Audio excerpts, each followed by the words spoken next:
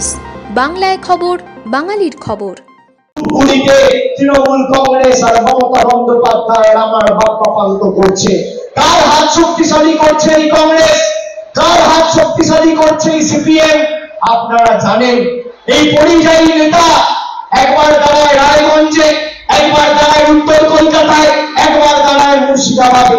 গতবার আপনারা খলিলুর সাহেবকে 2.5 লক্ষের বেশি ব্যবধানে জিতিয়েছিলেন, কিন্তু কংগ্রেস প্রার্থী আর সিপিএম প্রার্থী মিলে প্রায় 3 লাখ ভোট কেটে বিজেপির সুযোগ করে দিতে চেয়েছিল।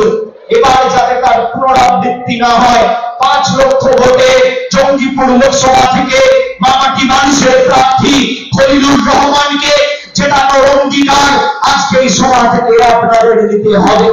আজকে বলুন, কোন কংগ্রেসের নেতা, কোন সিপিএম এর নেতা আপনি আমাকে দেখান গত 6 মাসে একটা সাংবাদিক বৈঠক করে বিজেপিকে আক্রমণ করেছে, বিজেপির নেতাদের বিরুদ্ধে কথা বলেছে, বিজেপির জনবিরোধী নীতির বিরুদ্ধে রাস্তায় নেমেছে, সিএএ এনআরসির বিরুদ্ধে মুখ খুলেছে।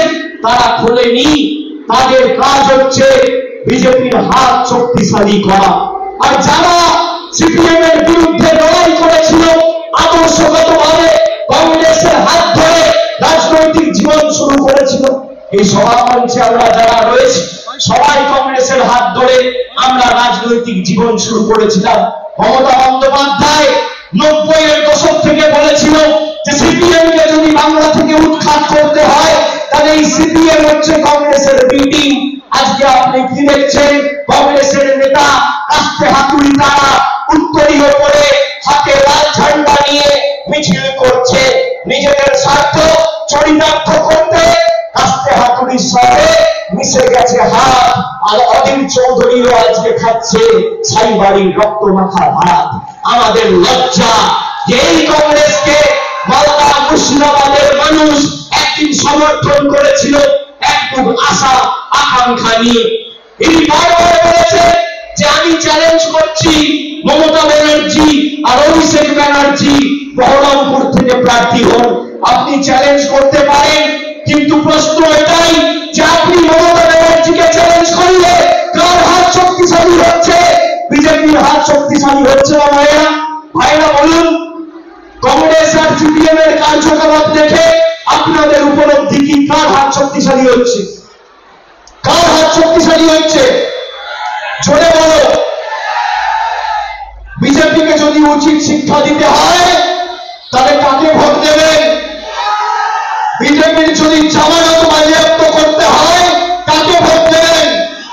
বাংলা বিরোধীদের যদি উচিত শিক্ষা দিতে হয় কাকে ভোট দেবেন? বহিরাগতদের যদি উপরে ফেলতে হয় তাদের ভোট দেবেন? লক্ষ্মীর ভান্ডার আগামী দিন যাতে অব্যাহত করে বিজেপি জয়েন করছে।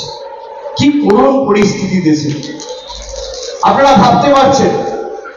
সে ইডি সিবিআই কে লাগিয়েছিল আমার বিরুদ্ধে, আমায় কখনো দিল্লিতে ডেকেছে, কখনো কলকাতায় ডেকেছে, এমনকি আমার স্ত্রী, আমার বয়স্ক মা বাবাকেও ছাড়েনি।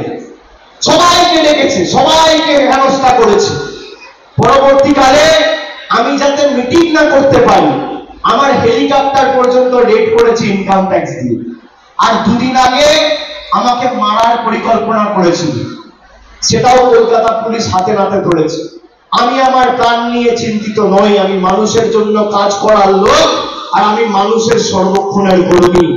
মানুষের আস্থা ভালোবাসা যদি আমার সাথে থাকে, মানুষের জনসমর্থন যদি আমার সাথে থাকে, পৃথিবীর কোন শক্তি আমার কেশাগুলো স্পর্শ করতে পারবে না, এই বিশ্বাস আমি রাখি। প্রয়োজনে দেব মোরা 1 নদী রক্ত, হোক না পথের বাধা প্রস্তুর শক্ত। অবিরাম লড়াইয়ের চির সংঘর্ষে একদিন সে পাহাড় টলবে, জনতার সংগ্রাম চলবে। আপনারা ভালো থাকুন। আমি বক্তব্য দীর্ঘায়িত করব না। আমি এখান থেকে আবার জলঙ্গি যাব, সেখান থেকে আবার আমায় কলকাতা ফিরে যেতে হবে আজকে সন্ধ্যের আগে। আপনারা সাবধানে বাড়ি ফিরে যান।